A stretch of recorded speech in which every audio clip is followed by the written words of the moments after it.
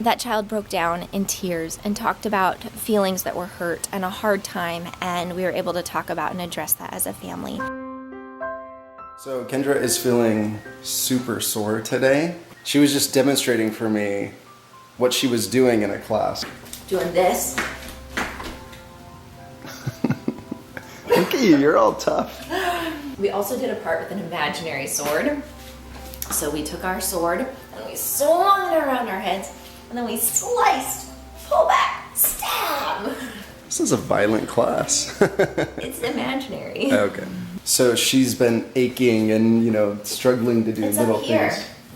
It's in my upper back, which I didn't think that. I thought my shoulders were right here. I'm like, why does it hurt down here? What did you build, Lacey? A house that can fly. So it's got a steering wheel up front, and then there's a house. Are there beds in there? Yeah. Well, that's pretty cool. If you could have a flying house, where would you go? To my mom's house. To your mom's house? You already are in my house. I know, it's just if I was a mom. When you grow up, Mm-hmm. you'd fly to come visit me? Mm-hmm. Well, then I hope they invent flying houses real soon. And I'll put it right in our backyard. Good idea. What game are you guys playing? Checkers. Can you come help me, guys?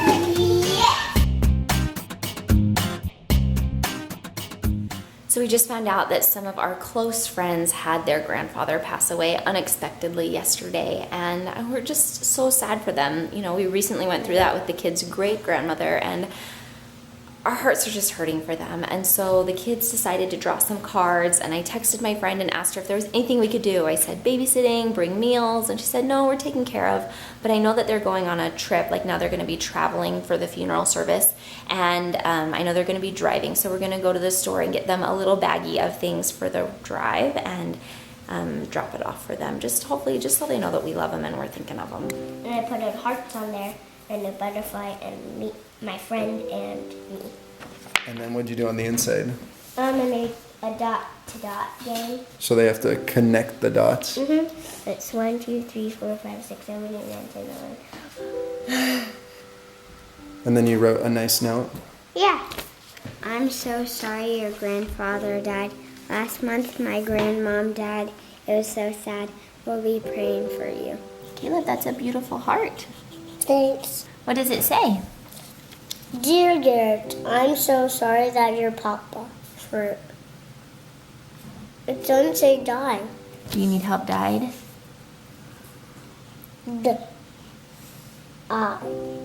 Die. Died. It has an E and a D.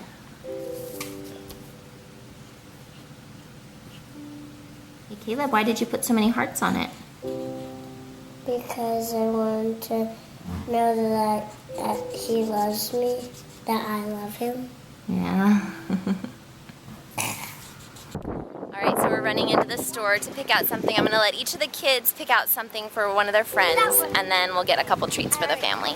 As we were driving here, we were talking about the privilege and responsibility it is to comfort with others and to mourn with those that mourn, and it was a touching conversation.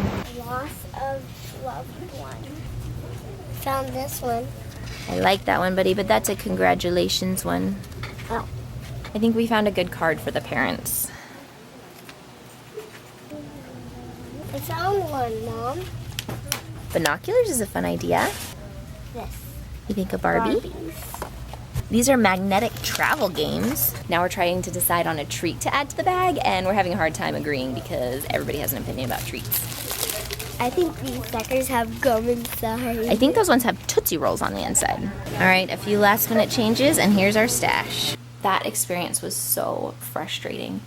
I felt like we were trying to do something kind. I was trying to teach my children. I was trying to have this experience with my kids, and they did not behave well in the store. They were touching everything and getting into everything, and I was losing my patience with them and using my very stern mother voice that said, "Put that down now, don't touch that again," and it was one of those moments where I wanted it to go one way in my head, and it was not going well at all, and I just wanted to get out of there. And I have great kids, and sometimes they behave amazingly, and some days they just don't.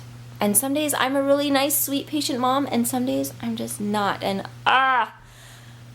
anyway, I called Jeremy when I left the store and I said, I'm never taking them anywhere again. And luckily, I already had planned that tonight I'm going for the next 2 hours with my niece shopping. And so I'm getting a little break from the kids, and Jeremy is going to be home with them, and I think that's what I need, is just a chance to recharge. But it's just hard. Motherhood is hard. Like, as we were in the store, like, I saw people looking at us, and it's just hard. Like, you feel embarrassed. Like, yes, I know my kids aren't behaving and I'm trying my hardest, and it just happens. All right, I'm just getting home from work. I was thinking it'd be fun to play in the sprinklers with the kids. Let's do it.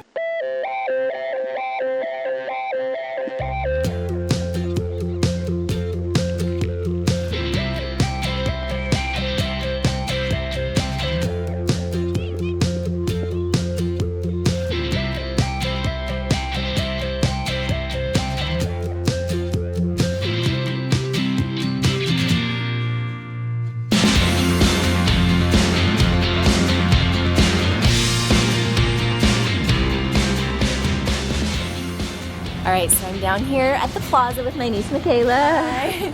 And we are going shopping. I'm so excited, and I'm really grateful that she's coming with me to tell me what's cute and what's not. All right, so first stop was Forever 21, and we both found something. I'm excited.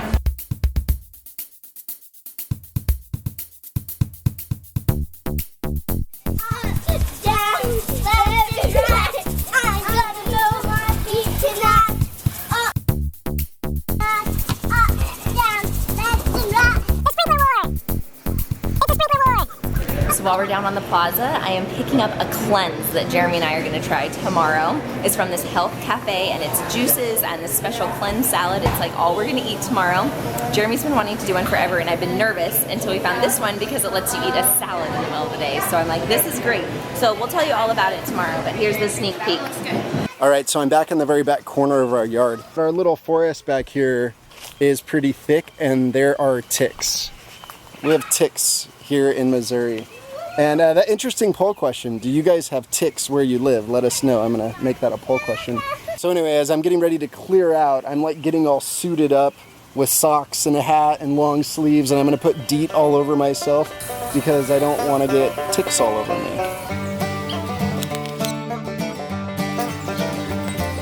So look what I did, you guys.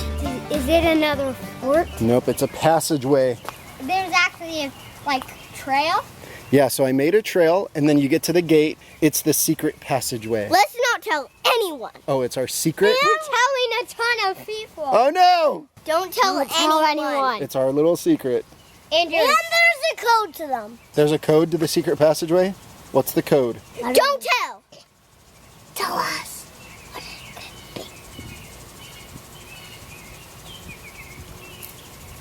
They've invented a code to the secret passageway. Woo! Is it a good code? We all know it.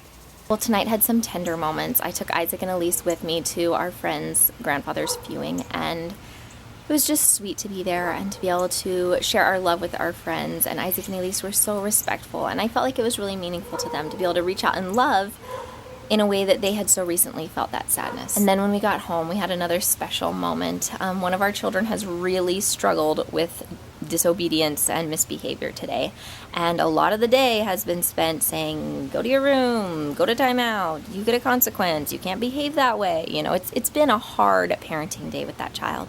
And as we knelt down in family prayer, I was feeling frustrated, but I remembered this tribe that I've heard about somewhere that instead of, shunning and pushing people away when they're not behaving well, brings them into the center of a circle of the tribe and loves them.